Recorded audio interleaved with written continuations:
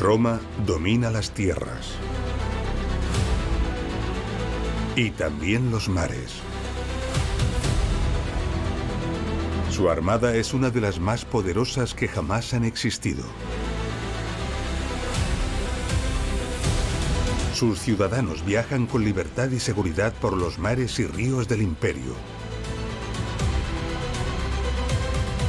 Miles de barcos mercantes mueven incesantemente cientos de miles de toneladas de mercancías, abasteciendo ciudades y territorios.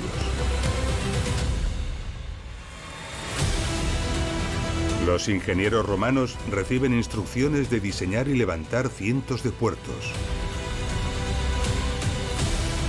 Para dar protección a los barcos y permitir la colosal logística marítima y comercial que el imperio demanda.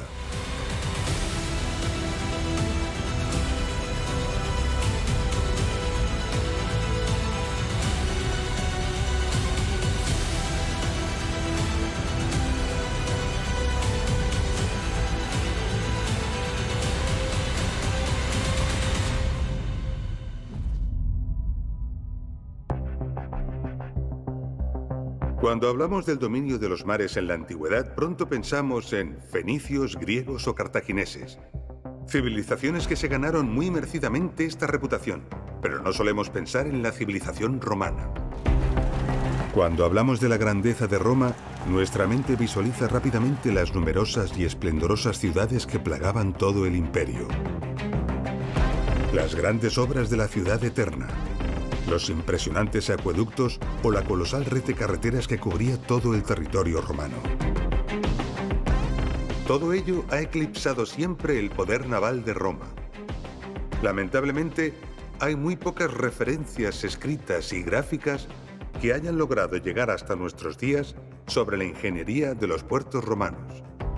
Y a diferencia de otras construcciones, los puertos antiguos, por estar en costa y sometidos a la agresividad del mar y a otros fenómenos naturales, no han logrado perdurar. Estas grandes obras se han tenido que enfrentar a crecidas y bajadas del nivel del mar, a fenómenos de sedimentación de materiales arrastrados por el mar, empujados por la costa o por ríos, a poderosos fenómenos de erosión como el oleaje, el viento, las lluvias o las riadas. A veces, a destrucciones premeditadas por el hombre en épocas posteriores. Y otras veces, incluso a terremotos y a tsunamis. La destrucción puede ser enorme y la modificación de la línea de costa tremenda. Es por ello que los restos que han llegado a nuestros días de los puertos romanos son mínimos y excepcionales. Y las técnicas y los logros alcanzados por Roma en la ingeniería portuaria y naval son tremendamente difíciles de conocer. A pesar de estas dificultades, vamos a iniciar un atrevido y apasionante viaje en el que intentaremos aglutinar el conocimiento disponible y con él comprender la grandiosidad del desarrollo portuario y naval alcanzado por la civilización romana. Comenzaremos por el yacimiento arqueológico de Ampurias, en el noreste de la península ibérica.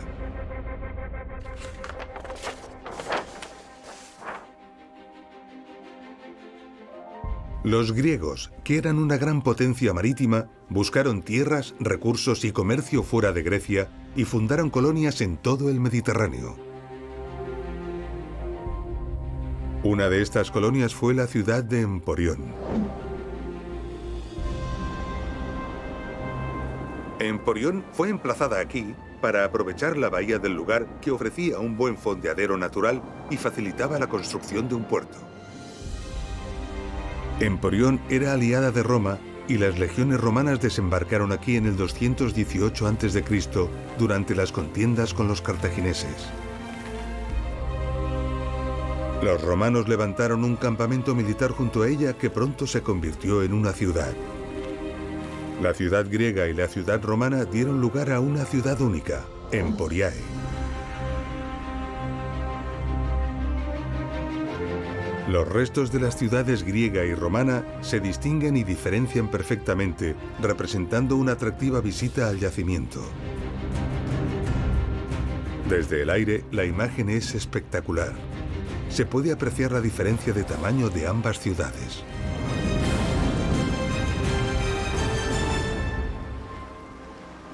El puerto griego fue ampliado y mejorado, pero en superficie no hay ni rastro de él.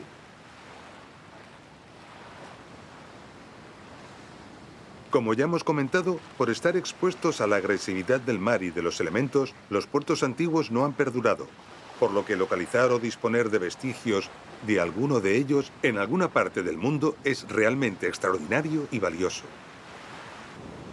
Y por ello son tan importantes y excepcionales estos restos del yacimiento de Ampurias. Se trata de los restos de un dique del puerto. Los diques son la primera línea de defensa de un puerto. Son estructuras construidas para proteger al puerto del oleaje. Su forma y ubicación responden a la dirección del oleaje dominante con el fin de detenerlo. Muchas veces, especialmente cuando el puerto se ubica en un lugar poco protegido, es necesario construir un contradique.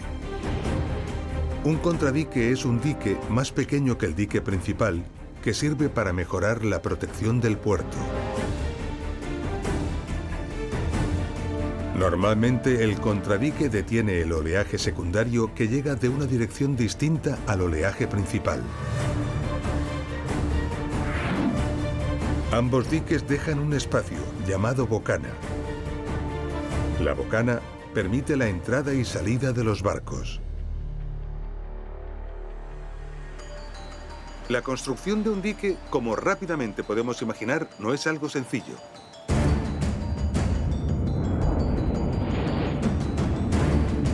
Se trata de levantar una pared vertical, un muro sobre el fondo del mar, y que tiene que superar en varios metros el nivel del agua, con suficiente consistencia para ser capaz de detener la gran fuerza de las olas. Griegos, fenicios, cartagineses levantaban estos muros a base de sillares de piedra, ofreciendo un bloque macizo. Esta solución también fue empleada por los romanos. Los estudios y el análisis del dique de Ampurias nos han mostrado detalles de su estructura, más avanzada que un muro macizo de piedra. Un muro de hormigón romano forrado de sillares de piedra. Los datos conseguidos nos han permitido comprender la técnica constructiva que fue empleada para construir este dique.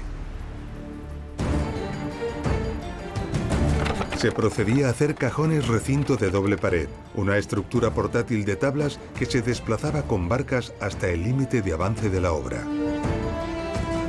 Allí se fijaba con anclas provisionalmente para a continuación fondearla con sacos de arcilla. Una vez fondeada, se terminaba de rellenar con más sacos de arcilla.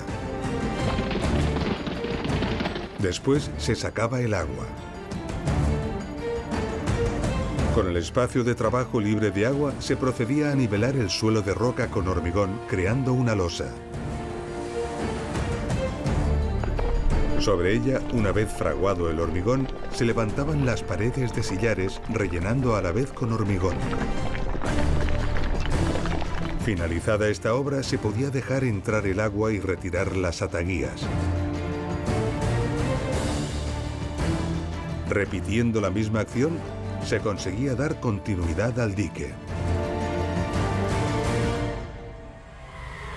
Cuando un puerto está completamente desaparecido o tenemos muy pocos restos o pocas pistas de él, es muy útil recurrir a las normas y a la lógica que emplearon los ingenieros romanos para decidir dónde emplazarlo y qué diseño debería tener. El arquitecto romano Vitruvio nos habla en sus escritos de lo importante que es saber aprovechar las circunstancias de un lugar para proteger los barcos o construir un puerto. Describe cómo la costa, con su caprichosa morfología, genera ensenadas, entradas de agua del mar en la tierra. Lugares que ofrecen un puerto natural, idóneos donde fondear barcos para protegerlos. O genera bahías, mucho más grandes que las ensenadas. Lugares en los que con la construcción de un dique se logra, sin demasiados esfuerzos, un puerto seminatural. Vitruvio también habla de las ventajas e inconvenientes que ofrecen otros elementos, como las playas. los promontorios, los cabos, los arenales, los acantilados, las rías o las islas. Vitruvio también nos habla de los estudios técnicos necesarios para ubicar y diseñar un puerto. Sobre el clima, los vientos, la orografía del lugar, las corrientes, el oleaje, la profundidad y las mareas. Y con todo ello, decidir la forma y orientación de los diques y los materiales a emplear en su construcción. También se refiere a los cuidadosos estudios geotécnicos necesarios para conocer la geología del lugar. Cómo, mediante sondas, se cogían muestras de los fondos para conocer su naturaleza. Cómo se realizaban incas cuando se encontraban fondos blandos, con el fin de conocer su dureza y su grosor. Y describe el trabajo de los urinatores, buceadores profesionales que inspeccionaban los lugares que debían recibir las estructuras a construir. De esta manera, los puertos, en relación con la costa y sus accidentes, podían adquirir formas muy distintas. En ensenadas, según los condicionantes, podían utilizarse dos diques curvos convergentes con el fin de cerrar la ensenada y limitar la bocana a un tamaño idóneo.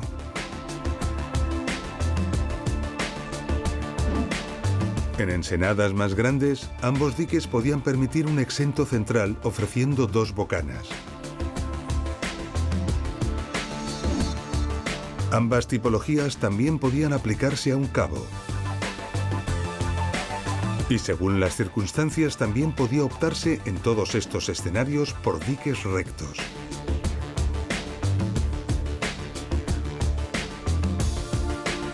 En grandes bahías se podía optar por un solo dique para cerrar la zona portuaria en el lado más protegido. Y según las circunstancias, y en especial cuando la costa no ofrecía estas ventajas, se podía optar por un dique y un contradique. Soluciones imaginativas y especiales requerían los puertos que estaban asociados a la desembocadura de un río. Pero las cuestiones técnicas no eran los únicos condicionantes. Vitruvio indica además la importancia de asegurar una excelente comunicación terrestre del puerto con la ciudad y su zona de influencia, lo que podía condicionar profundamente la decisión de ubicación y el diseño de un puerto. Todo este conocimiento puede ser aplicado a los restos arqueológicos de una ciudad con el fin de intentar lanzar una hipótesis sobre cuál fue el emplazamiento y el diseño de su puerto. En el caso de Ampurias, tenemos las valiosas pistas que nos ofrecen los restos del dique que han logrado conservarse y que hemos visto. Considerando la forma de la costa, vientos, oleajes y demás elementos, Emporiae debió de tener un gran dique en el lado sureste, como confirman las excavaciones arqueológicas. Y de decidirse la construcción de un contradique, el lugar idóneo sería exactamente donde se encuentran los restos conservados del dique que hemos visto. Por lo tanto, los restos del dique de Emporiae no pertenecen al dique principal del que no tenemos restos, sino de lo que fue el contradique. Como hemos visto, los diques son las protecciones exteriores de los puertos, las que permiten parar el oleaje y las mareas y crear una zona protegida para los barcos. Pero los puertos no solo se limitan a dar protección, su interior debe acoger las infraestructuras necesarias para permitir y facilitar las maniobras de fondeo y atraque de los barcos. Para empezar a comprender cómo eran estas infraestructuras en los puertos romanos, iremos hasta Tarragona, situada a 250 kilómetros al sur del yacimiento de Ampurias. Tarragona es una moderna ciudad mediterránea situada en el noreste de la península ibérica. Su clima, sus playas, su gran oferta turística y sus excelentes comunicaciones Ofrecen una gran calidad de vida a sus más de 130.000 habitantes y atrae a multitud de turistas. A su prosperidad colabora su puerto, uno de los más importantes del Mediterráneo.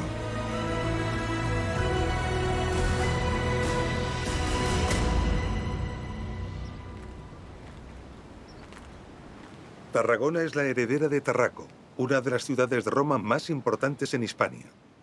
Sin duda, Roma escogió este lugar para emplazar Tarraco por la excelente bahía que ofrecía un buen lugar para construir un puerto, el puerto de Tarraco.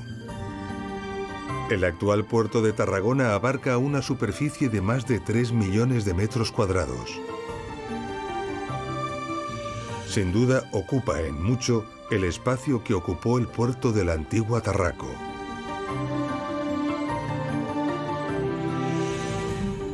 Durante muchas de las ampliaciones y obras en el puerto de Tarragona no se ha encontrado resto alguno del puerto romano de Tarraco. Pero Tarragona, por estar situada en un lugar tan importante para el comercio naval, a lo largo de su historia siempre ha tenido puerto. La historia del puerto de Tarragona está recogida en este estupendo museo, situado en el mismo puerto.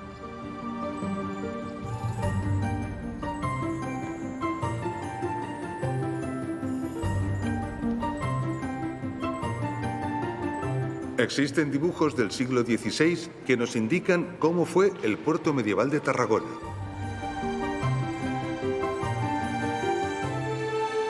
En este del año 1563 se puede observar que tenía un único dique que frenaba el oleaje del norte y que los barcos fondeaban frente a la playa. En este otro, de 1642, 80 años después, podemos ver que la línea de playa ha retrocedido y unos curiosos restos han quedado expuestos. Sabemos por escritos históricos de la ciudad que en la segunda mitad del siglo XIX estos restos entorpecían las maniobras de los barcos de un puerto que estaba en continuo crecimiento y que se decidió su destrucción.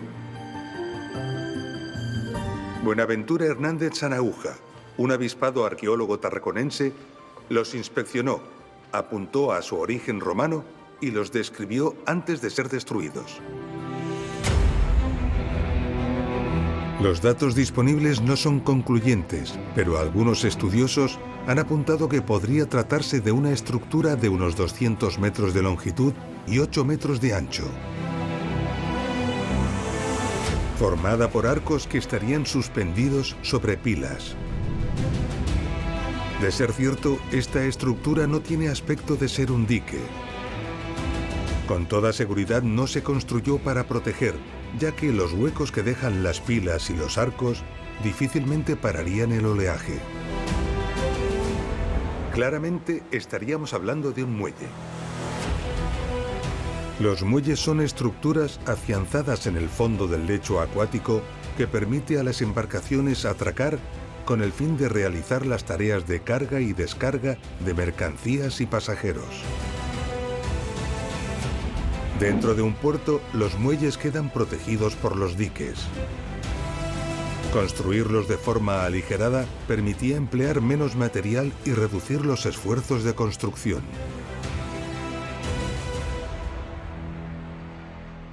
El muelle del puerto de Tarraco, de existir tal y como se supone, era un importante elemento interior del puerto. Podemos suponer cuál fue la técnica constructiva empleada. Tras analizar el fondo y comprobar que era arenoso, se procede a dragar la arena hasta encontrar la roca o una base sólida. Después se construyen ataguías, empalizadas estancas para secar el espacio de asiento de cada pila. Entonces, en el lugar que estaba el terreno blando, se vuelca hormigón para crear una base sólida y resistente. Sobre esta excelente cimentación se procede a levantar las pilas. Después, sobre los pilares se montan las cimbras y sobre ellas los arcos.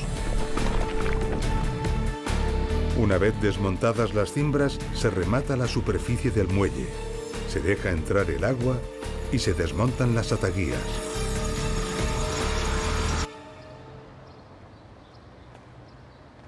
Conocer la situación de un muelle del puerto de Tarraco ofrece pistas importantes sobre su posible ubicación y diseño, y esto ayuda a emprender nuevas excavaciones. A finales del siglo XX, aquí en la parte baja de Tarragona, muy cerca de donde se suponía que estaba el puerto de Tarraco, aparecieron los restos arqueológicos de un gran edificio. Las investigaciones revelaron que ese edificio no pertenecía al puerto de Tarraco, pero merece la pena que reflexionemos sobre él. El edificio pertenecía a unos baños públicos de casi 3.000 metros cuadrados.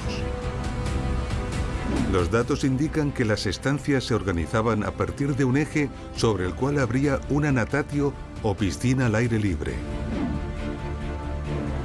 un frigidarium o espacio de baños de agua fría, un tepidarium de agua templada y un caldarium de agua caliente. Alrededor debieron estar situados los hornos que calentaban algunas salas mediante la circulación de aire caliente a través de suelos y paredes.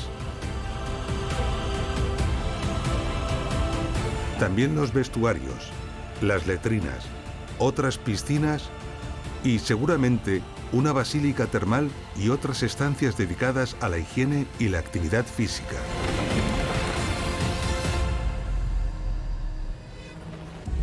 La presencia de unos baños públicos tan cerca del puerto nos tiene que hacer pensar que, sin duda, estas termas daban servicio de higiene y entretenimiento no solo a los trabajadores del puerto, sino también a los comerciantes y a los navegantes que visitaban la ciudad.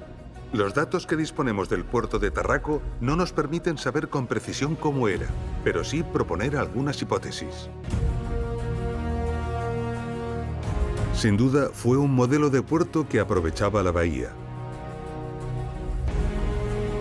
Probablemente con un muelle de arcos construido en obra de fábrica y otros muelles auxiliares de madera, y que fue construido como continuación de la ciudad, situando en las cercanías un servicio de termas y el teatro de la ciudad. Como venimos diciendo y hemos comprobado, los puertos son infraestructuras enormes que, sin embargo, pueden desaparecer completamente. Y como hemos visto en Tarragona, cualquier pequeña pista puede ser de una importancia enorme para orientar nuevas excavaciones y empezar a comprender cómo era un puerto antiguo. Iremos hasta la ciudad de Cartagena, en el sureste de la península ibérica, para ver un nuevo e interesante ejemplo de lo que estamos diciendo.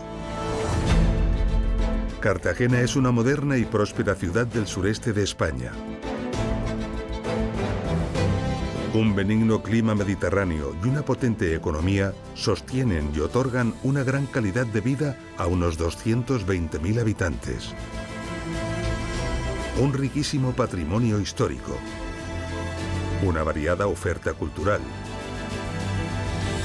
y una excelente gastronomía han convertido a Cartagena en una gran ciudad turística.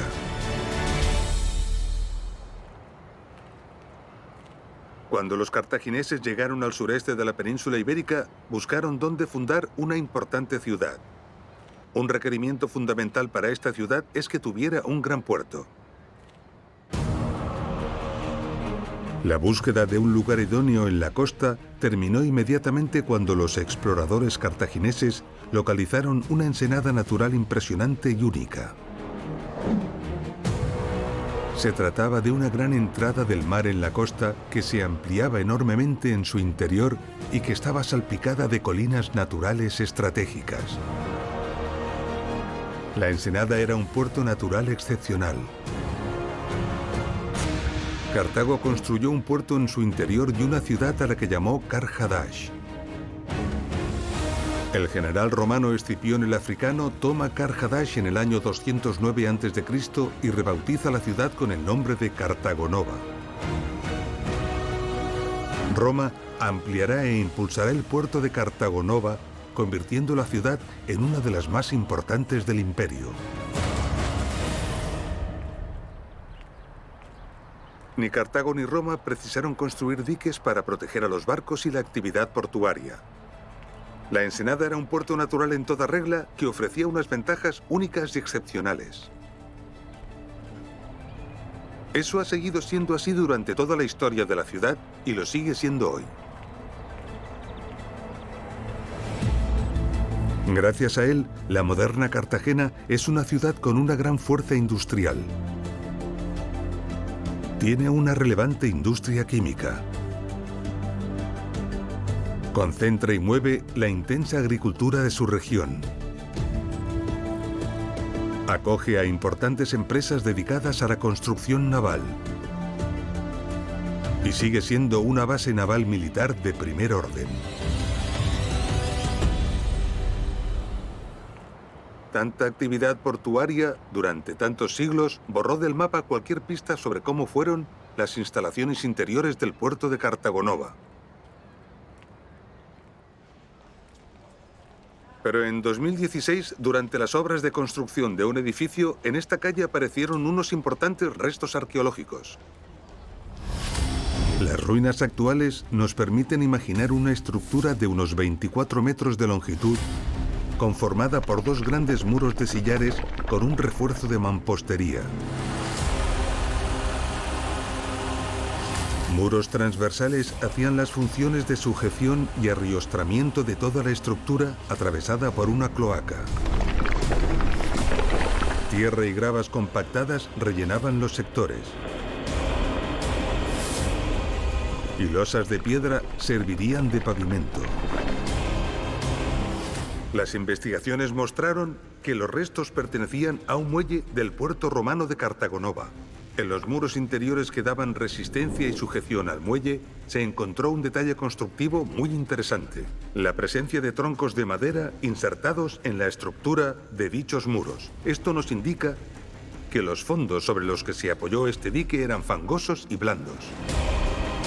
Si recordamos, el dique de Emporiae fue levantado directamente sobre el fondo de roca que el lugar ofrecía. Y en Tarraco, el muelle de Arcadas se levantó sobre el fondo firme que se logró tras dragar el lugar y apartar las arenas. Para la construcción del dique de Cartagonova, los especialistas romanos debieron concluir que el fondo sólido estaba demasiado profundo y descartaron el dragado. Optaron entonces por una cimentación de pilotes. Esta técnica era empleada para lograr cimentaciones sólidas sobre terrenos blandos o fangosos. Consiste en crear un campo de elementos clavados en el terreno blando a distancias regulares. Todos los elementos juntos ofrecen una gran superficie de contacto con el terreno y por lo tanto una gran resistencia. Los romanos hacían los pilotes con cilindros de madera resistentes al agua. Normalmente troncos acabados en punta que era endurecida con fuego. Los pilotes se clavaban en el suelo, tan profundamente como era necesario para lograr un gran apoyo. En torno a ellos se construía una estructura de madera y en esta se volcaba el hormigón que repartía las cargas sobre los pilotes, logrando una gran losa sólida y estable sobre la que construir. La localización de este dique ha permitido orientar nuevas excavaciones que han arrojado nuevas pistas sobre las instalaciones del puerto de Cartagonova. La mayor parte de estas pistas se localizan en una línea que discurre por la actual calle Mayor de Cartagena.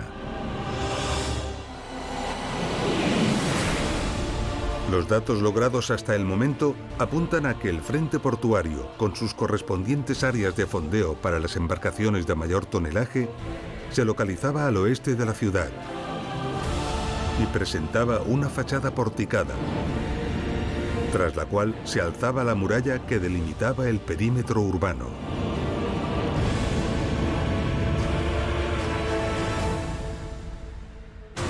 Como hemos visto, los diques forman las barreras exteriores de los puertos y los muelles son las estructuras interiores, diseñadas y construidas para el atraque de los barcos y facilitar la carga y descarga. Muelles y diques adoptaron variados diseños para dar respuesta a las distintas técnicas y circunstancias, y las técnicas constructivas se adaptaron de acuerdo con la exigencia de estos diseños. Iremos hasta la moderna ciudad española de Málaga para descubrir más sobre esta cuestión. Málaga cuenta con una población de algo más de 500.000 de habitantes. Su clima y excelentes comunicaciones, la fusión entre moderno e histórico y una exquisita gastronomía ofrecen a los malagueños una gran calidad de vida. Todo ello, unido a una impresionante oferta cultural, han convertido a la ciudad de Málaga en uno de los principales destinos turísticos de Europa. Los fenicios llegaron a este lugar en el siglo VIII a.C., atraídos por las buenas condiciones que ofrecía esta bahía, que facilitaba un puerto natural, y fundaron una ciudad a la que llamaron Malaca. Siglos después, y tras un periodo de dominación cartaginesa, la ciudad pasó a manos de Roma. Con Roma, Malaca alcanzó un notable desarrollo y se convirtió en una ciudad importante, así lo atestiguan los restos de su teatro. Construido durante el reinado del emperador Augusto en el siglo I después de Cristo, acogía originalmente a unos 4.000 espectadores. Los restos de la antigua Malaca se encuentran ocultos bajo la actual Málaga. Muchos de ellos aparecen cuando la ciudad ejecuta obras. Esto es precisamente lo que ocurrió cuando se acometió la construcción de este moderno hotel.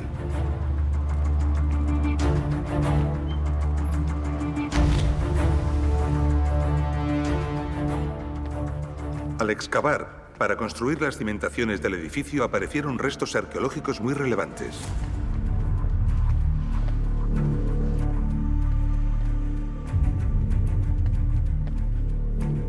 Afortunadamente, la propiedad del hotel mostró una gran sensibilidad e interés y puso en marcha un proyecto para modificar el edificio con el fin de poner en valor los restos. El resultado fue este, un pequeño museo dentro del hotel, algo magnífico y un gran ejemplo.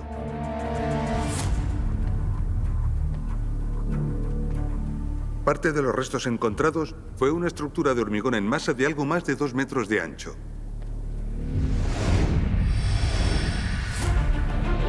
Sus límites, redondeados y pulidos en una de sus caras, indicaban claramente que se debió enfrentar a las olas del mar durante mucho tiempo. La estructura se apoyaba en una zapata, también de hormigón, que se hundía en el subsuelo. Se descubrieron perforaciones verticales separadas por distancias regulares con restos de madera, claramente pertenecientes a troncos de roble o encina que fueron clavados en el fondo marino. Sin duda nos encontramos ante los restos de un dique del puerto romano de la antigua Malaca. Pero para construir este dique, por la naturaleza del terreno y la profundidad, no fue posible recurrir a un recinto estanco y sacar el agua y poder trabajar en seco, como vimos en Ampurias. Esto representaba un grave inconveniente. Recordemos que los romanos hacían el hormigón mezclando diversos materiales como áridos de gran calidad, cal y agua. La mezcla blanda y fácil de manejar permitía abordar multitud de formas empleando encofrados, moldes construidos de madera. El hormigón en poco tiempo se solidifica en la forma otorgada, ofreciendo una enorme dureza y resistencia. Para lograr el éxito de la mezcla es fundamental cuidar la cantidad de cada uno de los ingredientes, especialmente el agua. Poca agua producirá una mezcla deficiente y llena de huecos, difícil de manejar y al endurecer débil.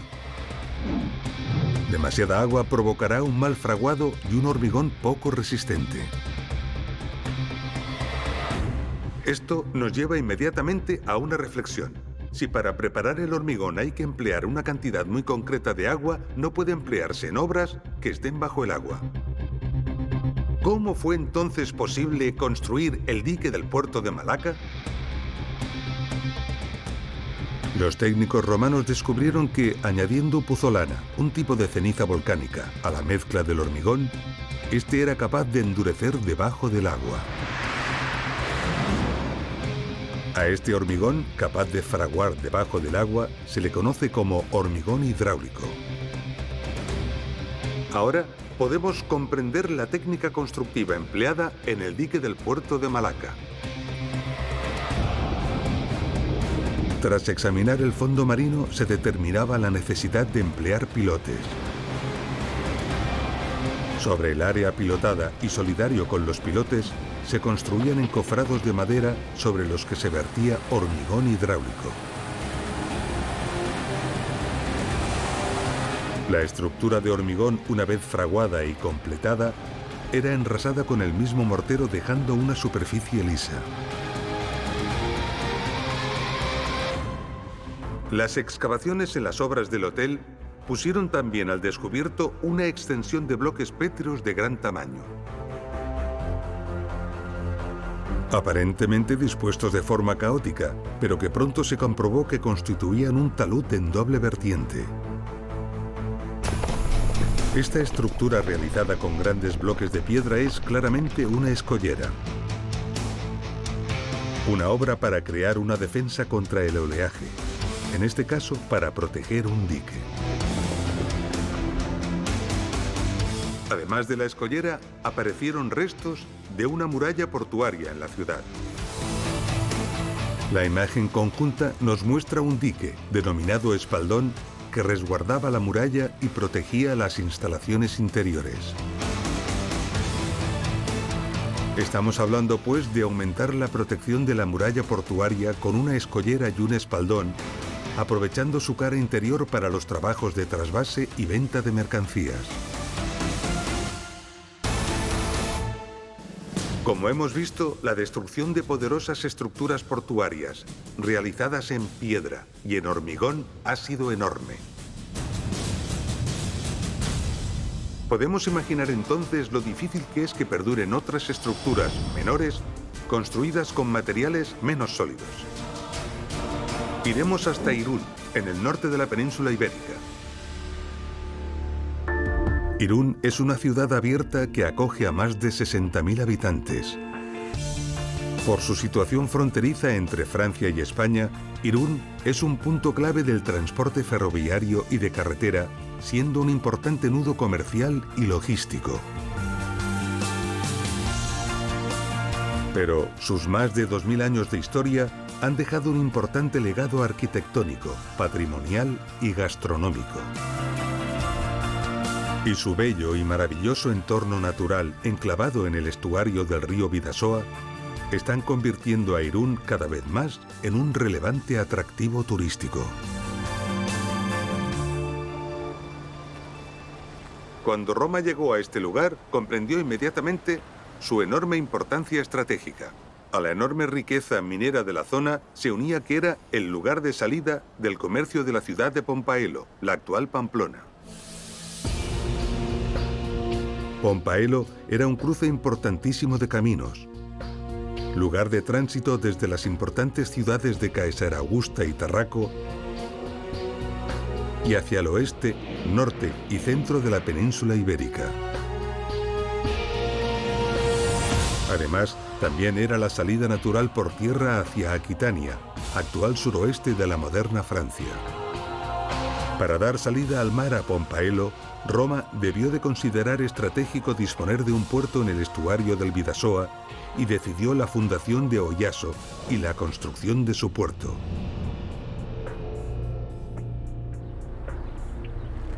En 1969, una excavación arqueológica realizada en la Plaza del Juncal, en pleno núcleo urbano de Irún, arrojaba los primeros restos de la Oyaso romana, situándola bajo la actual Irún.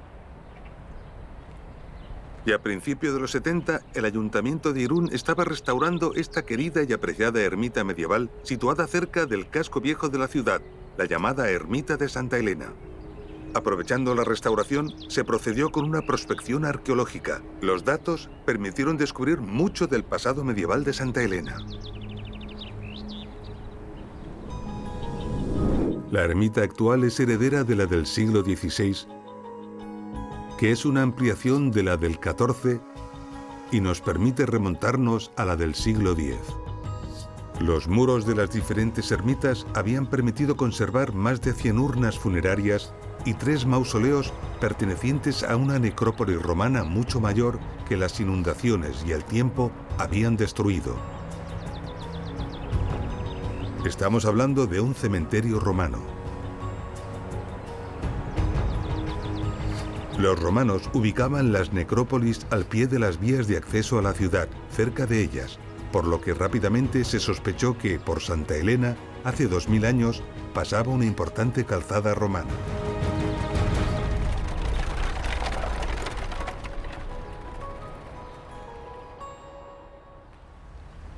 Entre 1987 y 1989, un estudio de topografía arqueológica había permitido ubicar el área urbana de Oyaso. Todo apuntaba a la existencia de instalaciones portuarias. En 1992, en unas obras para la instalación de un colector de agua de esta calle de Irún, se confirmó esta posible existencia.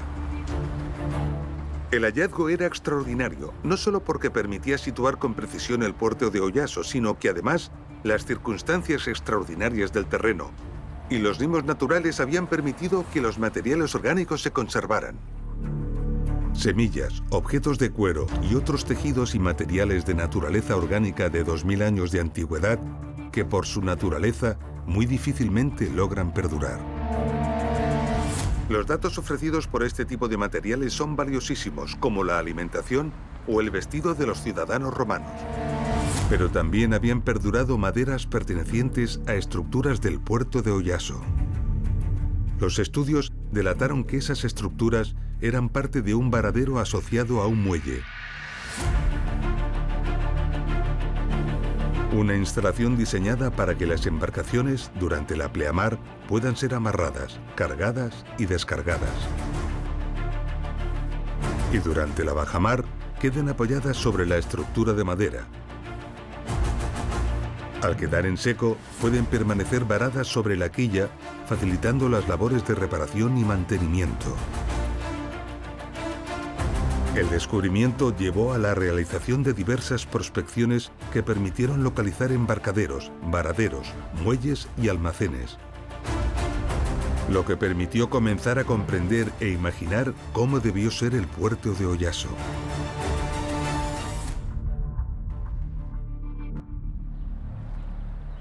Uno de los descubrimientos más importantes, resultado de todas estas prospecciones, son los restos conservados en este solar. Unos baños públicos, unas termas romanas. Los restos muestran claramente las pilas que sostenían los suelos de salas calefactadas. El tepidarium, el caldarium y la sudatio, con muros calefactados.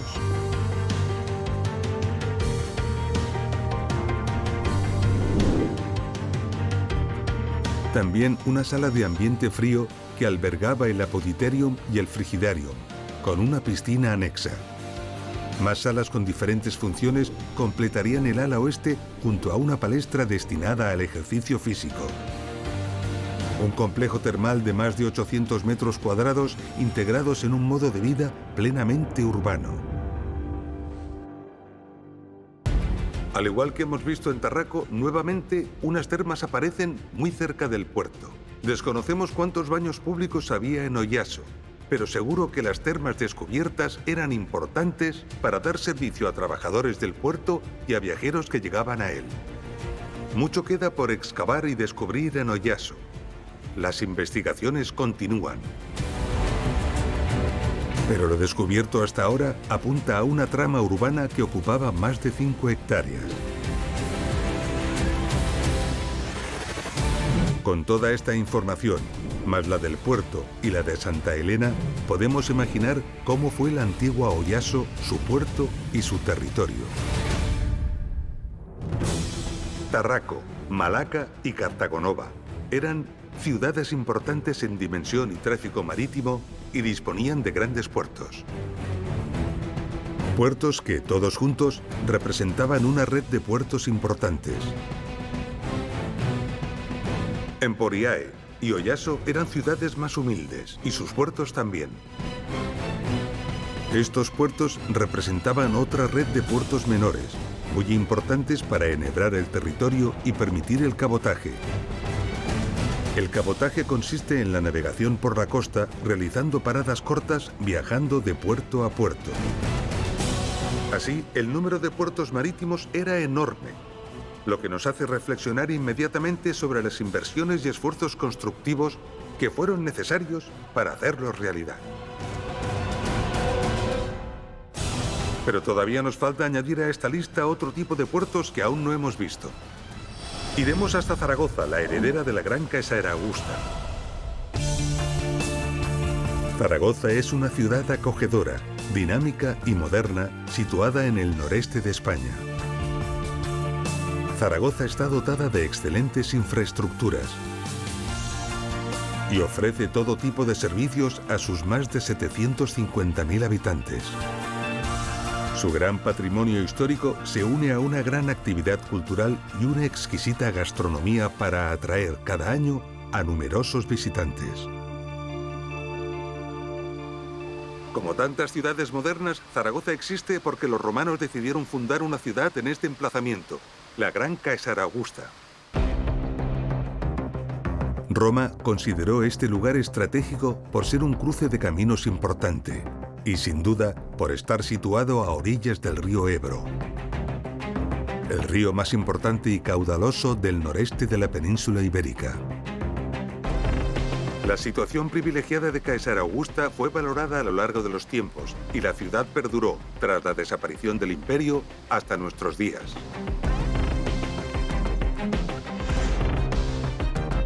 Importantes restos arqueológicos han sido descubiertos por casualidad en diversas obras de la ciudad y también en excavaciones arqueológicas premeditadas, lo que nos ha permitido comprender cómo se articulaba la ciudad.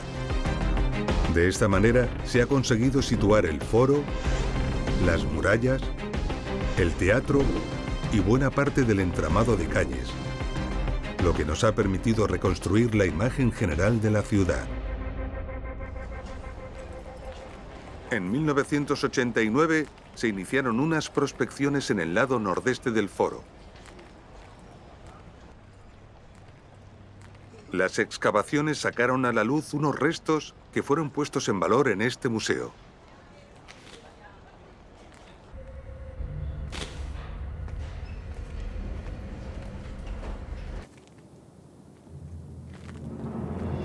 Los restos más relevantes son este gran muro de contención, una enorme masa de hormigón en cuya cimentación se encontraron pilotes de Sabina, una escalinata y 4 vanos.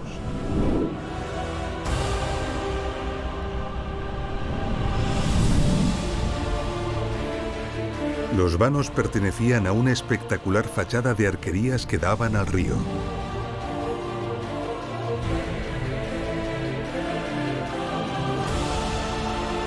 Así, suponemos que esas construcciones permitían conectar el foro a unas instalaciones que se encontraban a orillas del río.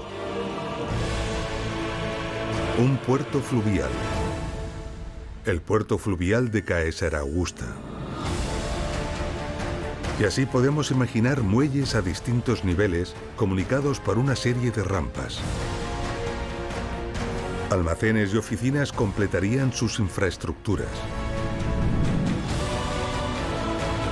Todo el conjunto justifica claramente el desplazamiento del gran foro de la ciudad del centro hacia el río.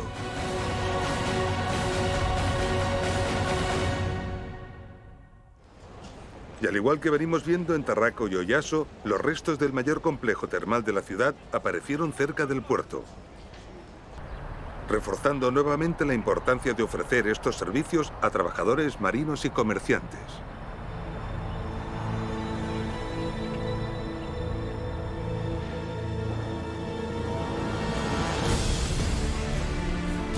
Se descubrió una natatio, una piscina al aire libre. Rectangular, de unos 13 metros de longitud, con suelos forrados de placas de mármol y rodeada por un pórtico de columnas. Se accedía a ella a través de 3 gradas dispuestas a lo largo de todo su perímetro. También aparecieron otros restos menores, pero que han permitido imaginar el conjunto de las instalaciones.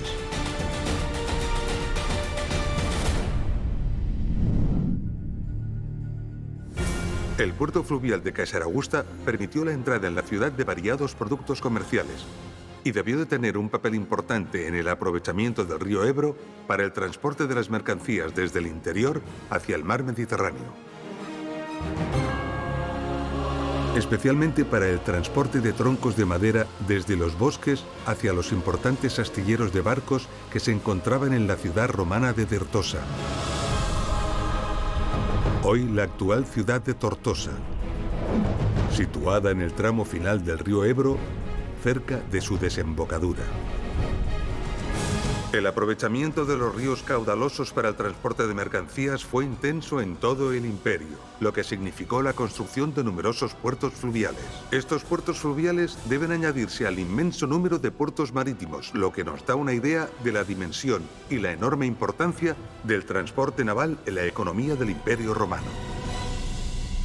Estamos al final de nuestro episodio. En él hemos visto que los puertos romanos, sometidos a las fuerzas de la naturaleza y a veces a la acción humana, y a pesar de ser obras enormes y colosales, no han logrado perdurar. Hemos comprendido así la enorme dificultad que representa conocer cómo era un puerto antiguo desaparecido y el inestimable valor que puede aportar cualquier pista o resto encontrado.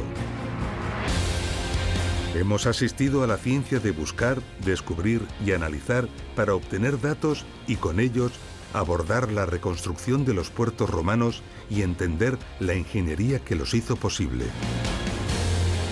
Hemos comprendido las reglas y estrategias que fueron empleadas para el diseño de los puertos romanos y cómo este diseño estaba condicionado por los elementos naturales. Hemos visto las partes e infraestructuras que componían un puerto romano y cómo éstas se adecuaban para dar respuesta a los retos y necesidades.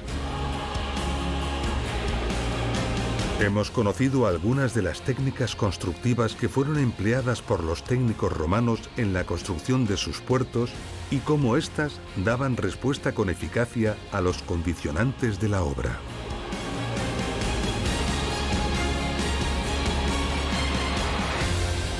Pero mucho nos ha quedado por ver.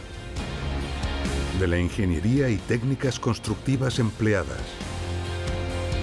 De las infraestructuras internas de los puertos.